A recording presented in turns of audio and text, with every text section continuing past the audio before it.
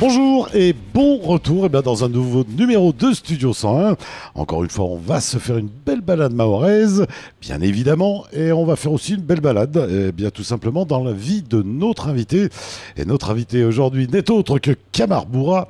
Il est né le 21 décembre 1981. Il est artiste, chanteur, humoriste, homme de médias, présentateur, animateur, etc., etc. Mon Kamar, bonjour. Bonjour. Comment vas-tu, mon Kamar? Oh, très bien. On va se tutoyer, on va faire comme d'habitude. Ben oui, ça c'est clair. Kamar Boura, né le 21 décembre 1981. C'est ça. On est né où? À Mamoudzou même. Mamoudzou même. Ouais. Comment se passent les premières années? Que faisait papa, que faisait maman dans la vie? Ben écoute, moi j'ai eu la chance d'être entouré de ma maman et surtout de ma grand-mère. Ouais. J'ai plutôt eu la chance d'être plutôt du côté de la grand-mère qui était plus présente et militaire, on va dire, dès le départ. Et puis bon, c'est vrai qu'en grandissant très vite, j'ai compris que mon papa n'était pas là toute la journée parce que très jeune, il était déjà instit.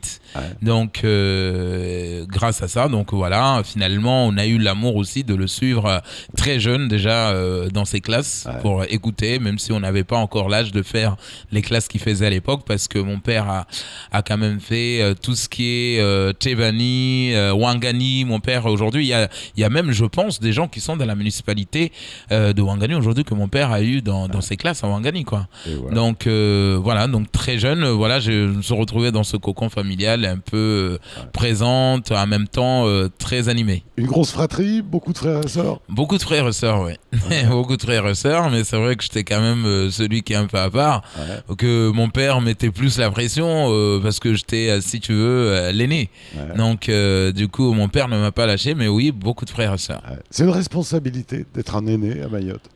C'est une responsabilité, oui. C'est une responsabilité parce que c'est vrai qu'on se dit toujours, on regarde le Zouki, ce qui va devenir, ce qui va être. Donc après, maintenant, c'est vrai que c'est pas tous les aînés qui ont réussi cette tâche. Donc le papa, la maman, essaie toujours de dire aux plus jeunes, regardez votre Zouki, ce qu'il a fait, le parcours qu'il a fait. Donc ça peut créer des jalousies, mais ça en même temps de la motivation pour les plus petits. Ouais. Alors, les premières années se passent comment quand le petit Kamar était tout petit, il était en short, il avait peut-être même pas de cabois. Même pas de chaussures. Non. C'est vrai que nous, personnellement, c'est vrai que mon papa n'essayait pas de montrer que parce qu'il est instit à l'époque, qu'il fallait avoir un autre mode de vie. Ouais.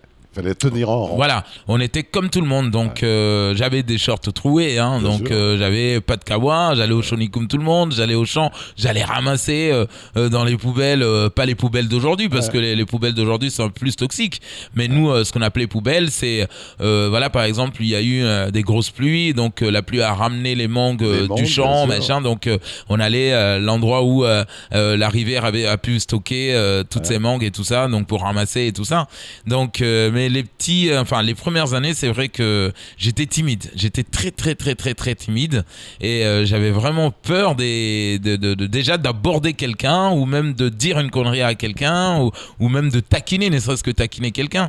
J'étais très timide et j'avais peur. On va voir ça plus loin. Bon, comment se passent les premières années de primaire, je pense que... Alors en primaire, c'est vrai que pareil, en classe, j'étais un peu timide. Mais en même temps, mon père m'avait forgé autrement, de toujours prendre la parole. Donc quelque part, je me suis retrouvé très vite être le bout en train dans la classe, le mec qui parle plus que les autres. Donc, et d'ailleurs, on me reprochait ça. Donc de vouloir toujours prendre la parole. Et donc, c'est vrai que c'est pas tout le monde qui osait lever la main pour répondre à une question. Donc, mais en primaire, oui, j'ai passé des belles années en primaire quand même. J'étais le plus petit d'ailleurs. Dans chaque classe, je me retrouvais toujours le plus jeune. Et donc j'avais des gabarits à côté de moi. Aujourd'hui, des gens qui sont devenus mamans, on les regarde. On n'a pas l'impression qu'on a fait la CE2 ou le CM1 ensemble, par exemple. Alors, les années passent, bien sûr. Tu étais bon en quoi? Langue, maths, J'étais sport? plus langue, ouais. J'étais plus langue. Mon père m'a fait lire beaucoup quand j'étais jeune. Donc, notamment, je me rappellerai toujours parce que c'est vrai que mon premier bouquin, parce que mon père est fan d'auteurs africains. Donc du coup, moi j'ai lu mon premier bouquin qui s'appelle Camarallah et l'enfant noir. Donc c'est vrai que ça à l'époque on avait ces manuels qu'on appelait Mamadou et Bineta. Donc mon père ne me lâchait pas. Donc du coup c'est vrai qu'en lisant énormément, très vite on avait quand même voilà une facilité de s'exprimer en français. Donc et puis j'ai eu l'amour du français. Donc oui j'étais plutôt doué en langue, en français que maths et sciences et autres quoi. Papa faisait déjà un bon mix. Afrique français.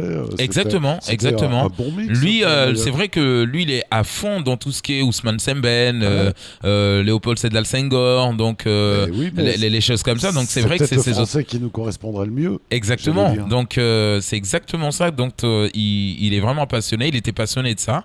Mais à côté, c'est vrai que bon, il insistait aussi sur l'histoire de France et les auteurs français. Mais ils sont aussi bons que Rousseau ou d'autres. Voilà, exactement. Et avec peut-être des particularités un peu plus mahoraises, on pourrait dire. Quoi. C'est ça, c'est exactement ça. Allez, les années continuent. Qu'est-ce qui se passe après ?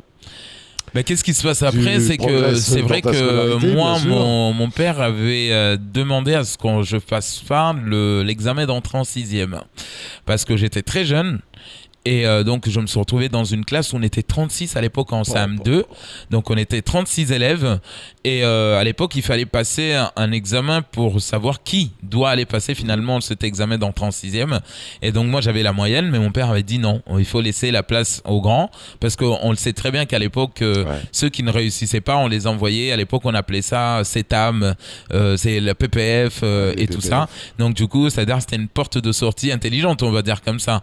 Donc, pour ne pas leur dire qu'on vous fout dehors. Mais et pourtant, Dieu sait qu'aujourd'hui, il y en a plein qui ont réussi. Donc moi, du coup, on m'a fait perdre cette année-là, mais je l'ai rattrapé très très vite parce que l'année d'après, c'est vrai que j'ai pu avoir mon examen d'entrée en 6e. D'ailleurs, on était encore, moins, on était 32, on était 25 que nous avait présenté pour l'examen d'entrée en 6e, 15 dans l'instit, je me rappelle toujours, donc il nous a dit donc il y aura 15 que pour moi en tout cas il était sûr qu'on aurait l'examen d'entrée en 6e. On était 7 à l'avoir et on est passé donc au collège. Et voilà. Donc collège, ensuite collège. Donc, du coup, d'ailleurs, on était la première génération à inaugurer le collège de Doujani, ce fameux collège de Doujani. Donc, il était tout neuf. C'était le premier à Mayotte, donc, ce collège. Il y avait des collèges, mais voilà, anciens, notamment le lycée Younoussa Bamana qui servait du collège et du lycée. Ouais. Donc, finalement, mes années collège se sont super bien passées. Moi, dès le départ, je me suis adapté. J'ai bien aimé le collège et c'est à partir du collège vraiment que je me suis épanoui dans mes années scolaires. Et voilà. On respectait son collège, son lycée, son école. Oui. Franchement, on n'avait pas d'agression, on n'avait pas de... Pourtant, le collège n'était pas clôturé, n'était pas fermé. Donc, on n'avait pas d'agression. On vous éduquait au respect. Au respect. D'ailleurs, jusqu'à présent, je croise encore mes surveillants du collège. Ouais. C'est des gens qui, voilà, aujourd'hui me disent on est très heureux, on est très fiers de te voir et de t'entendre parce que franchement, les années collège, pas une seule fois qu'on nous a fait passer en conseil de discipline ou on vous colle l'après-midi parce que franchement on était là au collège, on adorait aller au collège pour se retrouver entre amis et puis il y avait cette mixité avec les enfants des profs Mzungu qui arrivaient donc voilà, il y avait cet échange donc du coup nous on adorait aller au collège sans embrouille et Collège, lycée, quelle filière ? Donc je suis arrivé au lycée, j'ai débarqué au lycée dès le départ, moi je savais que j'allais déjà en littérature. Donc j'ai fait ma seconde ES, enfin avec beaucoup de économie sociale. Et puis directement je suis parti en première L. Ouais. Et en première L, je suis passé en terminale L. Mais c'est vrai qu'on était 3 garçons dans la salle, il y avait plus de filles parce que ici la littérature, voilà, on voyait plus des filles lire des bouquins que des hommes quoi. Donc du coup en tout cas on a fait une belle année en première, une belle année en terminale et puis presque toute ma classe on a réussi quand même à obtenir notre baccalauréat. Et ouais. Donc le bac en poche, qu'est-ce qui se passe après ? Le bac en poche et puis j'ai eu moi un coup de blues, je me suis dit j'ai pas envie de partir. J'ai envie de rester, de faire une année sabbatique. Donc, ce qui a fait une rupture avec mon père. Mon père qui m'a mis la pression, faut que tu partes comme tout le monde. Tout le monde part à la fac. Qu'est-ce que tu vas faire ici? Il n'y a rien. Un fils d'instituteur, j'imagine. Exactement. Donc, on a eu cette rupture avec mon père qui, voilà, finalement, ne me parlait quasiment plus parce qu'il n'avait pas compris mon choix et moi je m'étais dit je voulais vraiment être sûr de ce que je voulais faire plus tard, donc du coup ce qui est peut-être pas bête. Ouais, donc du coup je suis resté, j'ai commencé à travailler de droite à gauche en faisant des petits boulots. D'ailleurs c'est la première fois je vais découvrir l'animation commerciale, et donc c'est la première fois que j'étais le premier jeune Mahorais à avoir bossé pour Angalia avec Laurent Mounier et Jean Conneau à l'époque. Donc ils avaient juste une petite secrétaire qui s'appelait Claire, donc et je venais de les rencontrer, ils venaient d'arriver sur Mayotte, ils avaient créé Angalia, donc j'étais le premier, mais vraiment le premier à bosser avec eux.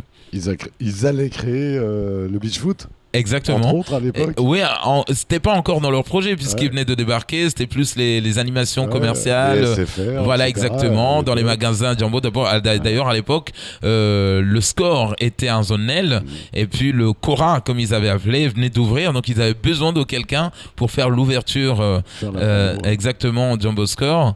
Donc, Cora à l'époque. Donc, et moi, j'étais là. Donc, j'ai passé 15 jours à animer voilà, dans les rayons. C'était ma première expérience professionnelle, on va dire comme ça. Donc c'était pas une année totalement sabbatique. Non, c'était pas sabbatique du tout. On était en fonction, où on reniflait un petit peu. Exactement, donc j'ai pris goût, je me suis dit tiens, prendre un micro et voilà, devant tout un donc, public. Premier déjà. Contact au micro. Là. Exactement. Et voilà. Donc et après les après-midi, on avait une petite radio associative à Mtsapéré, à la MJC à l'époque.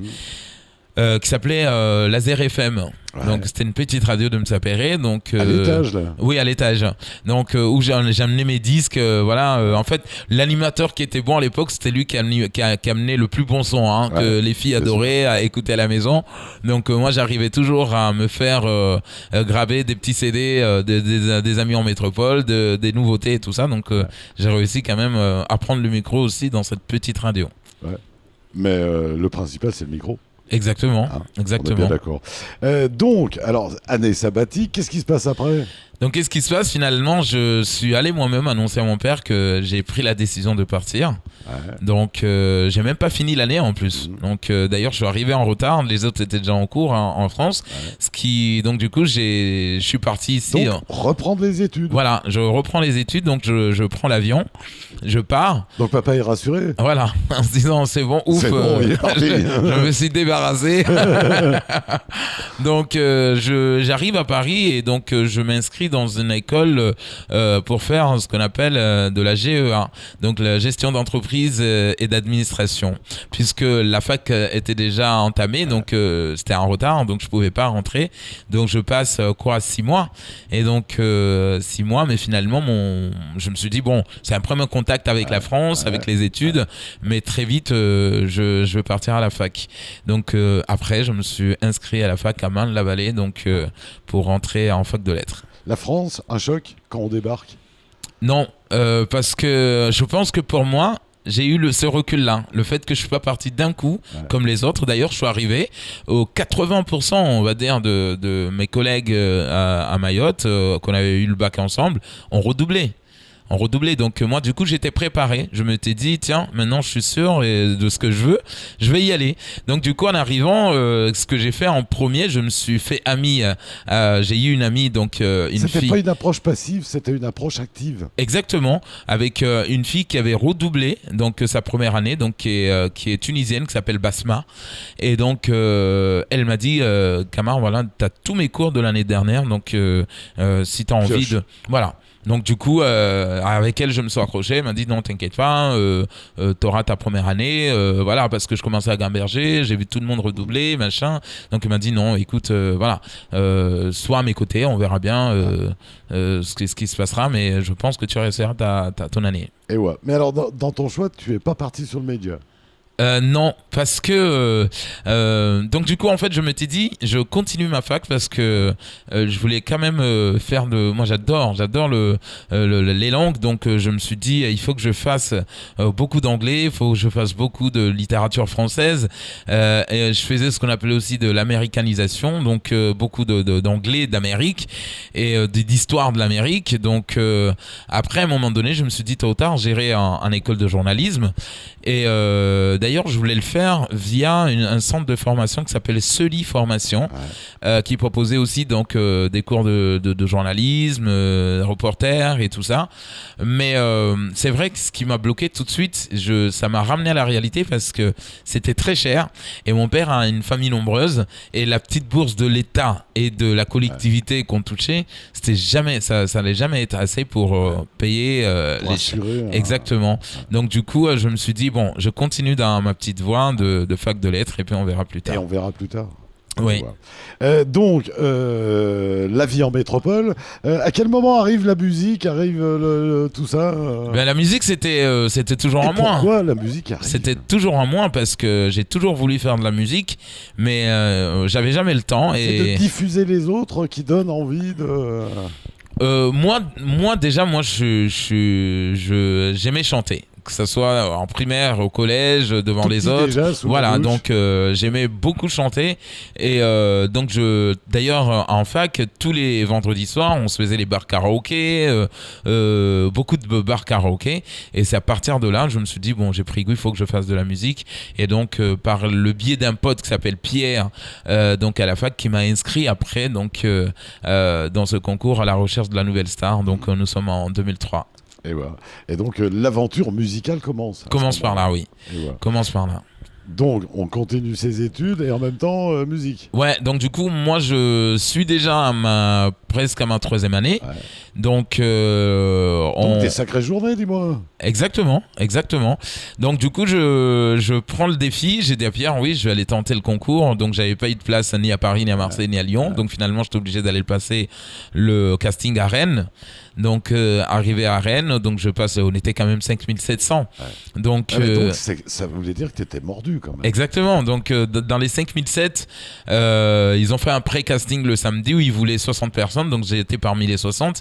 Et donc ils nous disent de revenir le dimanche, donc ils ont besoin de 12 personnes, donc j'étais parmi les 12, donc on me dit rendez-vous à Paris, voilà, donc je pouvais que être content pour moi, même si l'aventure n'allait plus continuer, mais j'étais déjà assez fier de savoir qu'on était 5700 personnes à faire la queue pendant l'hiver, dans le froid et tout ça, donc je me suis dit, oui, peut-être que je suis fait pour chanter. Ouais. Et que ça dépasse la France en plus. C'est ça, exactement. Ça arrive des gens de Belgique, d'Italie. Tout à fait, jusqu'à Montréal, mais oui. Donc il y a des gens qui passent le casting à Montréal. Et ouais. Donc une belle aventure. Une très belle aventure parce que j'étais obligé d'écrire une lettre au doyen, donc de la fac, et de lui dire bon voilà, je vais chanter. Voilà, je peux pas être. je ne peux pas être là pour les parcelles parce que je suis obligé d'aller à l'hôtel avec Fremantle Media, donc le groupe M6. Donc je vais tenter ma chance, vous savez, monsieur le doyen. Donc non, il l'a super bien pris. Au contraire, on a dit non, je vais d'ailleurs écrire une note de service à toute la fac pour dire qu'on te soutienne, qu'on te suive. Donc et puis finalement, donc je débarque dans cet hôtel qui est vraiment magnifique. Pour l'instant, j'ai jamais dormi dans un hôtel comme ça. Donc il s'appelle Concorde Lafayette. Donc à Paris, au 8e étage, vue sur Paris. Voilà, avec le room service. Donc une belle aventure. Comme quoi, ça paye parfois de bousculer le destin. Exactement. Exactement. Et tu en sors combien de ce... Finalement, donc on était 120 finalistes avec tous ceux de Belgique et de Montréal. Donc il fallait pour signer les contrats passer à la télé au Prime tous les soirs. Il fallait 30 personnes et je me fais recaler juste dans les 40 pour passer dans les 30. Juste donc dans la dernière ligne droite en fait. Mais ce qui laisse imaginer quand même le niveau déjà. Exactement. Mais le niveau était très très très très haut. C'est vrai que c'est hallucinant quand tu vois des blacks, des blancs, des jeunes, des gens qui viennent de toute part, enfin dans tous les quatre coins de la métropole pour essayer de gagner, enfin de percer leur destin et d'y arriver. Et moi je regrette pas parce que même le jour que je me suis fait recaler, j'ai eu quand même des contacts avec Varda Kakon qui travaille quand même chez BMG et donc qui m'a orienté donc à Paris vers des personnes en tout tout cas qui produisent. Du Et métier. voilà, exactement. Donc j'étais super content. Je suis parti avec un petit chèque. Voilà. Eh ben, écoute, tant mieux. Les études continuent, la musique continue, tout ça Ouais. un peu mélangé. Qu'est-ce qui se passe ensuite? Donc finalement, j'étais en retard pour mes parcelles. Donc finalement, j'ai pu valider quand même ma licence en rattrapage. Donc voilà, le doyen m'a accepté. Donc finalement, on m'a dit oh, qu'est-ce que tu fais? Tu continues donc avec ta licence.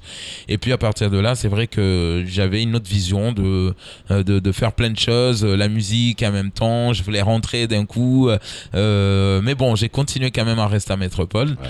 Et en me disant j'ai envie de faire autre chose. J'ai envie de faire autre chose. Donc j'avais mis un break à la fac après cette licence. Et donc du coup, voilà, je me suis inscrit donc à Studio M, qui est dans une grande école de journalisme. Donc à l'époque, il y avait que à Montpellier. Finalement, ils ont ouvert une autre école à Paris, à Marseille. Donc à partir de là, mes années Marseille vont commencer. Donc je débarque à Aix-en-Provence. Ouais. Donc à la fac pour me rapprocher de Studio M à Marseille. Donc avec un oncle qui était gendarme à Marseille. Mhm. Alors donc, ça continue jusqu'à quand? Mais ça continue. Après, c'est là où j'ai connu mes années, on va dire, joie de vivre. Ouais. Vraiment, je me faisais plaisir. Voilà. D'ailleurs, il y a même des belles gens. années aussi, Exactement. Franchement, j'ai sillonné la France. J'ai pu voyager dans toute la France, dans Des les campagnes rencontres. françaises, mais vraiment dans les grandes villes. Et je me suis fait plaisir. Franchement, je me suis vraiment fait plaisir. Et tout en faisant de la musique avec pas mal de gens, notamment, j'ai rencontré donc Soprano, donc à l'époque qui n'était pas encore le psychiatre, qui n'était pas encore voilà, mais on allait dans le même studio, donc du gars à l'époque qui lui faisait faire donc des rencontres. les instruments, voilà. Donc et puis j'ai pu faire 3 mois de EMAO, donc une formation donc dans une école de musique, voilà exactement, qui s'appelle les Flamands à Marseille, tout le monde connaît, donc avec des ingénieurs de son, donc qui nous ont formés à faire de la musique assistée par ordinateur. Donc voilà, ça continue en tout cas jusqu'à 2008. Ouais. Et là, en 2008?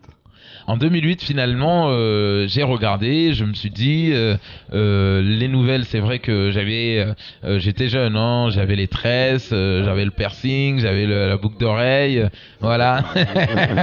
Donc, et j'étais très fêtard à un moment donné, donc moi je le Il cache faut pas, bien mais que jeunesse se passe. bien sûr, bien sûr. Après, bon, je me suis dit, tiens, je pense que c'est le moment de commencer à plier bagages Ouais, à et réfléchir. voilà, et de partir. Et, ouais. Et là, on était en quelle année? Donc là, on est en fin 2008. Ouais. Donc en fin 2008, je prends ma décision. Donc je me suis dit, tiens, il faut que je rentre. Ouais. Maintenant, je ne sais pas ce qui se passe à Mayotte parce que, à savoir que quand je suis parti en métropole, je suis plus revenu. Ouais. Je suis plus revenu parce que je voulais vraiment avoir ce break et de revenir à Mayotte et d'être surpris que soit ça a évolué, ça n'a pas évolué, mais au moins que je sois surpris. Alors que Mayotte, je connaissais par cœur depuis mon enfance, donc je voulais découvrir la France, chose qui était déjà faite.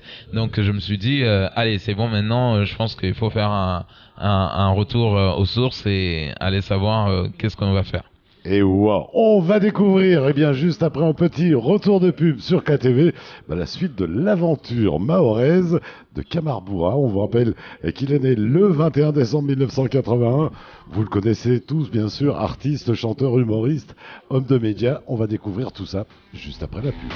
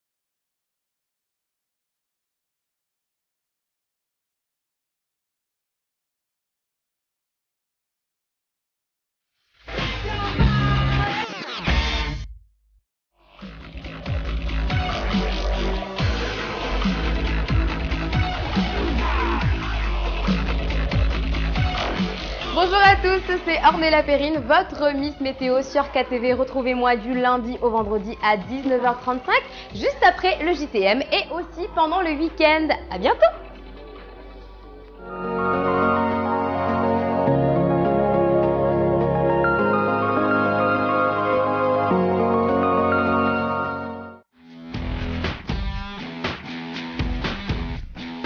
Et bien voilà, merci de votre fidélité à ce Studio 101. Encore une fois, on vous rappelle une belle balade mahoraise qui s'annonce à nous. Et puis une belle balade surtout dans la vie de notre invité Kamar Bourra. Kamar, c'est vrai qu'on est collègues.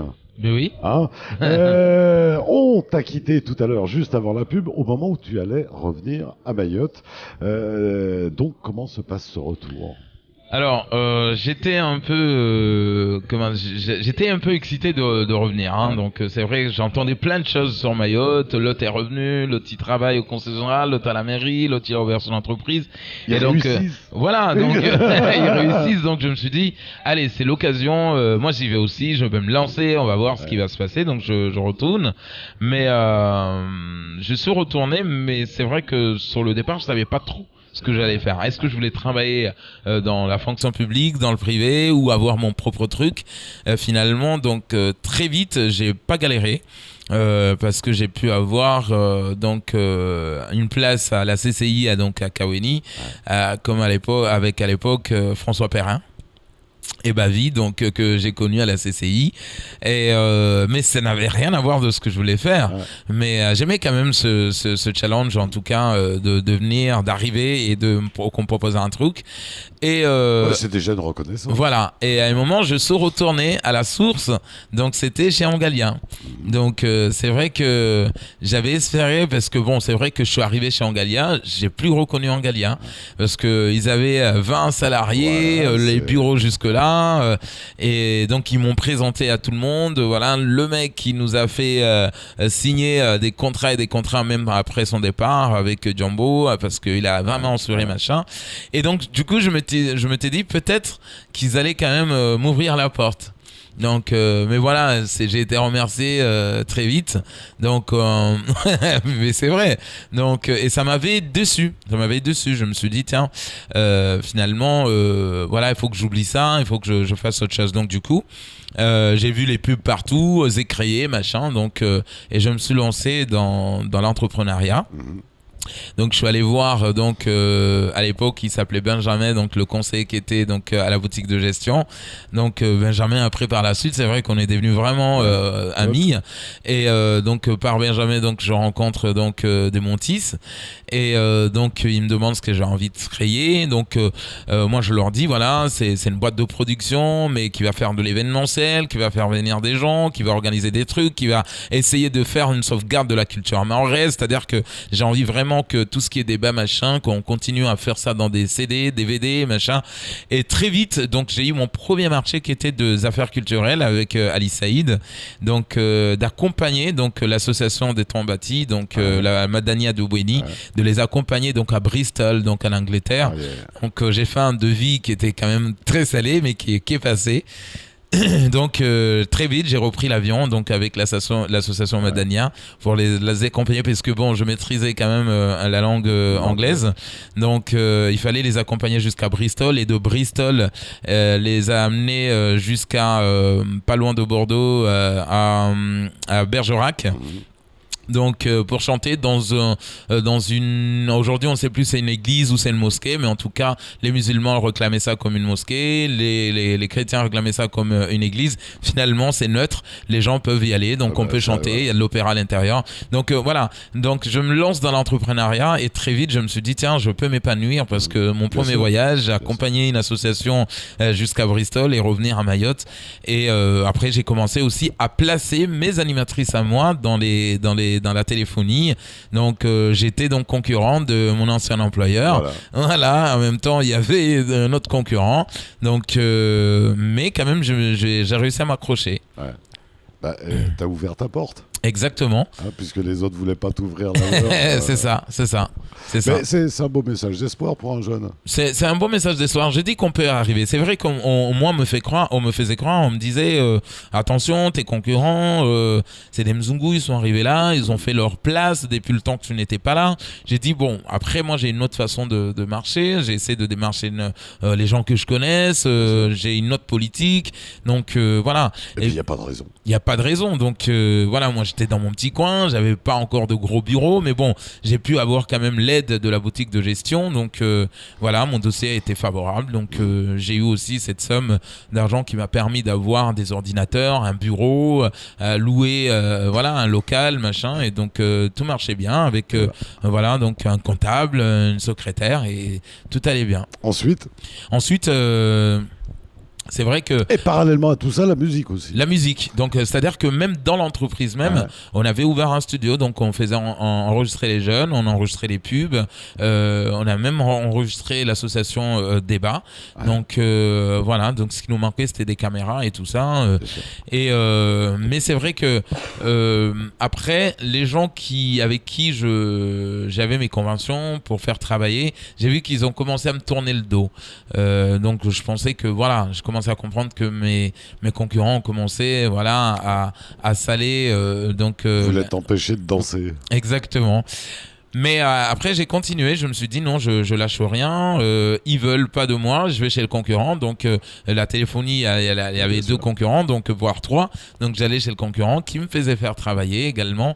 Et puis c'est par là donc j'ai commencé à faire venir des stars de l'extérieur pour des concerts, donc des artistes, notamment ce grand concert que j'ai fait donc au plateau Baobab avec 4 artistes dans la même soirée, donc venus de l'extérieur. Et puis j'étais le premier à faire venir donc Fanny G à Mayotte.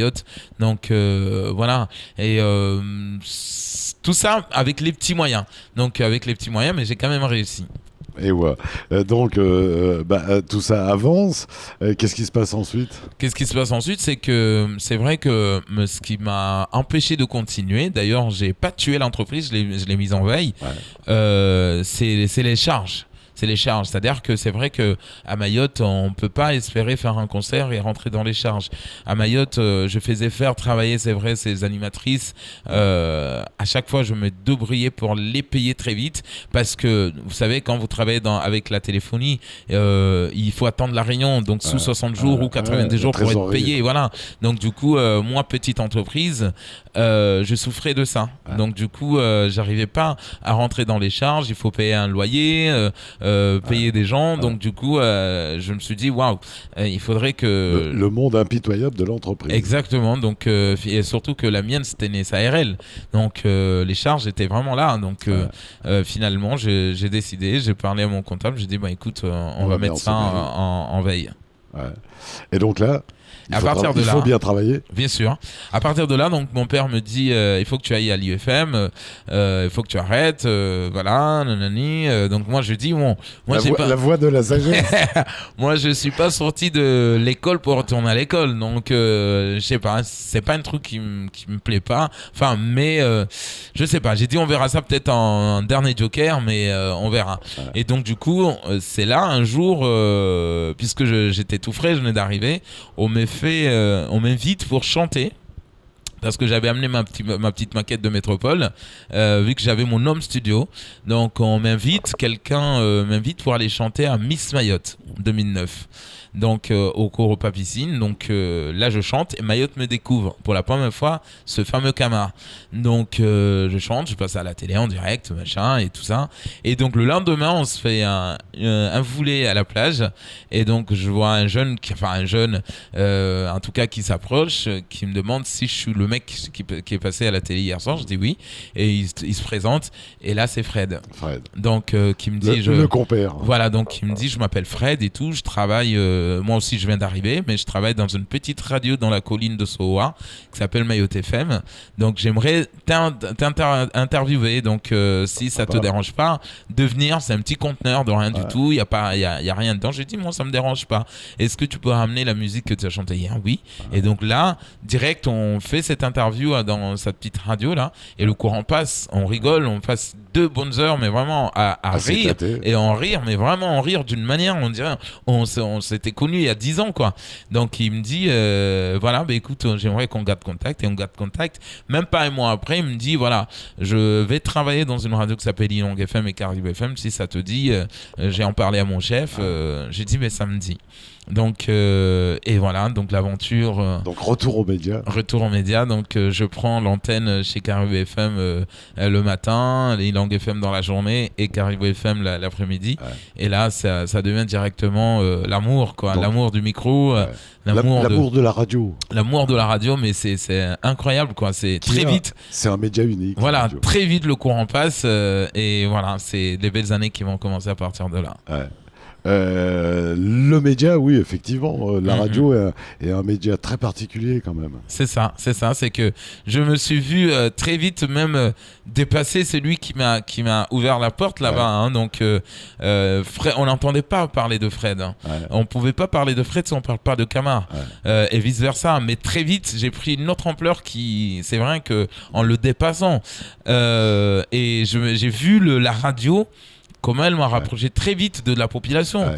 Donc, alors c'est aussi à ce moment-là que tu t'es rendu compte du pouvoir de l'humour. C'est ça, parce que... Avec Fred. Avec Fred, parce que c'est vrai que Camar et Fred, c'était magique. Ouais. Je pouvais dire tellement de conneries. Je voyais comment les gens en riaient, les gens en demandaient. Donc je me suis dit, waouh.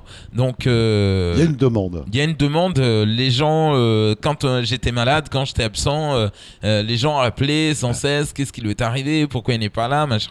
Et donc du coup. Et j'allais dire peut-être plus que du chanteur. C'est ça. C'est exactement ça. Ouais. C'est que à un moment donné, c'est vrai que je me retrouvais plus parce que je me suis dit, est-ce que en montant sur scène, vous la chantez? Parce que j'ai eu plein de contrats. Notamment, j'ai fait plein de premières parties pour les films, des belles premières parties avec des grandes artistes. Donc et donc du coup, mais à un moment, je me suis dit, là, les gens me voient en tant qu'humoriste, ou en tant que chanteur, en tant qu'animateur, alors qu'on m'a fait appel, on a fait appel à moi pour voilà, ces belles premières parties pour des gros cachets. Donc oui, mais alors d'un côté tu étais un chanteur parmi d'autres chanteurs. Oui. Par contre, au niveau de l'humour, t'es un peu seul. Je suis un peu seul. C'est vrai que j'avais. Ce qui est tant mieux, hein. Ce qui est tant mieux parce que moi j'ai toujours eu par exemple une admiration. Mais je veux dire, ça voulait dire qu'à l'époque tu as créé quelque chose à Mayotte. C'est ça. Parce que les gens n'osaient pas trop rentrer dans ce genre de terrain. Parce que là, on est dans les quelles années? Là, on est en 2010. Ouais. On est en 2010. Ouais, et l'humour, il n'y en avait pas. Exactement. RFO, non, pas du tout. Donc, et donc, du coup, moi, j'avais, par exemple, je savais que j'avais, par exemple, une belle admiration pour Nassar Atoumani, donc il me fait rire, moi. Mais perso, moi, je serais incapable de m'aventurer dans son terrain parce qu'il n'y a que son humour, il n'y a que lui qui connaît son terrain. Alors que moi, je suis arrivé avec un autre sourire, une autre façon de rire, une autre façon de. Voilà, donc de et puis raconter. C'était l'humour radio. Exactement. Donc, et vu que moi, j'étais fan de l'humour radio en métropole, j'écoutais beaucoup des gens faire rire à la radio, donc j'avais ce truc-là que je voulais faire en fait. L'esprit canal, j'en passais des meilleurs. Exactement, RMC le matin, Europe 1 le matin, donc voilà. Donc nourri à ça en fait. Voilà, c'est ça. Et ça, il fallait que ça ressorte. C'est ça. Donc ça ressort chez Ilong ensuite. Donc ça reste chez Ilong. Après, même le jour où je voulais partir, c'est vrai que même il y a eu aussi un froid entre moi et mon ancien employeur. Donc Eric Potelet, que je salue s'il nous regarde. Que je salue aussi. Oui. Qu'on a bien connu. Donc voilà, c'était quand même quelqu'un que j'aime bien parce qu'il est franc et voilà, il dit les choses, il les sort. Et donc voilà. Après, je quitte Ilong et à l'époque débarque à Mayotte le journal Al-Balad. Ouais. Donc ils avaient besoin de quelqu'un. Quotidien. Et donc voilà, exactement. Donc nous on entend parler des milliardaires koweïtiens. Donc voilà. On y croit. Voilà, on y croit. Bachar Kiwan. Donc moi je rentre et je passe l'entretien. Donc je signe un contrat. C'est vrai pour un gros salaire, mais ça n'a pas tenu longtemps. Donc Al-Balad. Et puis moi j'ai décidé 3 mois après de déposer ma dème. Et pendant que je dépose la démission, donc Fred avait déjà débarqué sur Kwezi FM. Et il donc, revient à la charge. Il revient à la charge. Il me dit, bah écoute, j'ai parlé de toi. C'est un pote. C'est un pote. Non, mais vraiment. J'ai parlé de toi à Patrick. Patrick connaît, enfin a entendu parler de toi, mais il aimerait te rencontrer. Et donc là, je prends mon courage à deux mains et je me dis, allez tiens, je vais le voir. Et j'arrive là. Donc oui, c'est ce fameux Camar. Donc et les aventures vont commencer. Et continuer. Continuer, bien sûr. Puisque ça avait commencé. Je veux dire les aventures Kwezi. Voilà, l'aventure Kwezi. Alors là, tu rentres dans un format qui est particulier quand même, parce que la critique de la politique et des politiques et de l'information, c'est pas évident. C'est pas évident et jusqu'à maintenant, c'est même pas si évident. C'est pour 7 minutes tous les jours. 5 minutes, ouais. C'est pas évident du tout. C'est un gros travail d'écriture. C'est ça. Donc il faut trouver le petit truc qui peut faire rire sans blesser. Mais c'est vrai qu'au départ, très vite, ça a été mal interprété, mal vu. Les gens rigolaient, mais quand c'est les autres. Quand on tapait les autres. Donc, alors que moi, au départ, je suis pas venu pour pourtant, taper. Entre-temps, on avait eu un député, me semble-t-il, qui avait eu sa marionnette à Canal+. Dans les guignols de l'info, c'est vrai. Et donc, du coup, mais ce qui veut dire que Mayotte n'était pas réceptif pour l'humour. Non, pas du tout. Je pense que les gens, en fait... Cette population qui rit tout le temps. C'est ça. Camar, comment ça se fait? Mais il y a des choses qui sont tabous. Parce que ici, même si c'est quelqu'un de la politique qui a mis la main dans la caisse, il faut pas le dire. Faut pas le dénoncer. Donc moi je me suis dit tiens, on peut le dénoncer en riant. On va voir si ça peut passer ou pas. Donc c'est vrai que l'humour, nous autres ici, on l'aime bien dans nos places publiques et dans les quartiers. Quand on commence à cracher sur nos politiques ou machin, on rigole. Mais venir dans un média, que ce soit la télé ou la radio, pour le faire, il fallait vraiment que quelqu'un ose. Et donc d'ailleurs, très longtemps, tout le monde a cru que c'est mes chefs, c'est mon chef, c'est ma direction qui me demande de faire ça. Et que tu étais une marionnette. Exactement. Ce qui n'a jamais été le cas. Jamais de la vie. Ouais.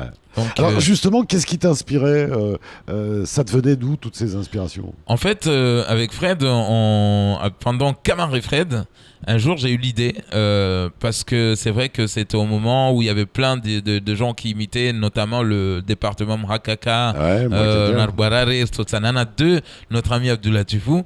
Donc un jour j'ai fait une petite imitation dans le Camar et Fred pendant l'émission, et en reprenant aussi Raos et Jacques Martial. Donc à partir de là, on s'est dit tiens, on va faire une petite chronique qu'on va appeler l'info Magnénier. Donc et à partir de là est né le faux journal. Le concept du faux journal. C'est ça. Mahorais en tout cas. Est-ce que c'est facile à faire justement? C'est pas du tout facile. C'est 5 minutes. C'est pas facile. C'est pas facile parce que c'est pas. Il faut avoir l'inspiration tous les jours. Parce que c'est tous les jours. Parce qu'à la limite, si j'avais une semaine pour préparer, je pense que j'aurais pu bien manger l'actualité pour pouvoir bien décortiquer. Mais c'est très vite. Il faut arriver le matin. Moi, j'ai 1000 choses à faire. Donc, en même temps, il faut rédiger, trouver selon l'actualité, qu'est-ce que je pourrais dire pour que ça fasse rire. Donc, c'est pas évident. C'est pas évident et je pense qu'on ne serait pas nombreux à continuer jusque-là depuis le temps que je le fais. Qu'est-ce qui se passe avec la musique? T'as arrêté? J'ai pas arrêté, mais j'avais pas le temps. J'avais pas le temps. Donc t'as mis un petit peu pédale douce? Je me suis dit, tiens, on met ça en stand-by.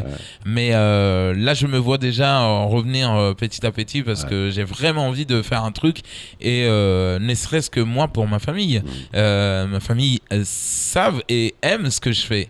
Et donc, j'aimerais quand même, un jour... Donc, continuer la musique. Exactement. Parallèlement à ça, l'humour, tu vas la professionnaliser? Oui. J'aimerais avoir du temps pour reprendre. Mon rêve aujourd'hui, c'est de monter sur les planches. Un stand-up? Un stand-up, un one-man show, pour essayer vraiment de concrétiser ça. Pour moi... Il n'y a personne à Mayotte? Il n'y a personne à Mayotte. En stand-up, en one-man show, il n'y a personne. Ça serait bien. Et j'ai vraiment envie de donner ça aux Mahorais. J'allais dire, ça manque même au panorama. Ça manque énormément. J'ai vu les 15 minutes que j'ai fait au Ishima.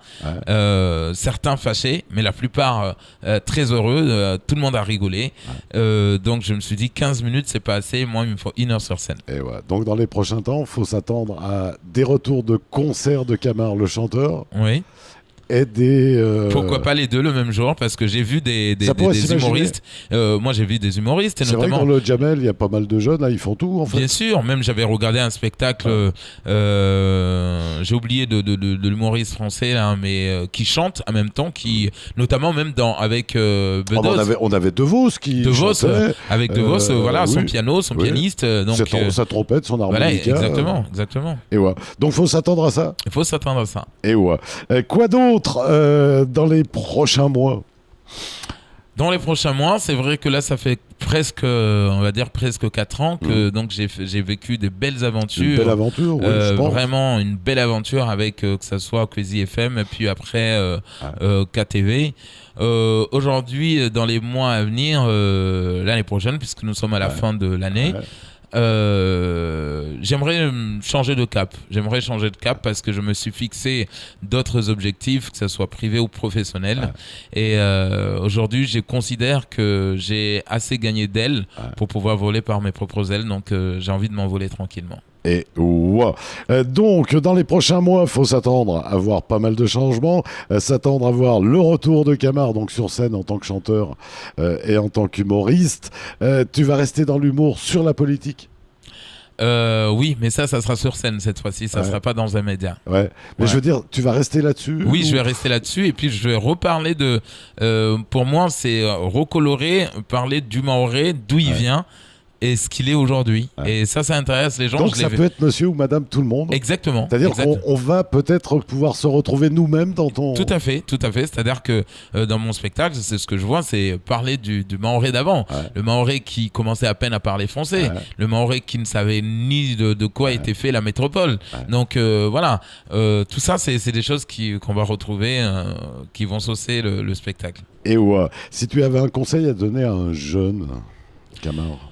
Moi, si j'avais un conseil à donner à un jeune, enfin d'ailleurs même à tous les jeunes, je me dis une chose, je dis qu'on a une chance vraiment incroyable aujourd'hui d'être dans une société où on est libre de faire son choix.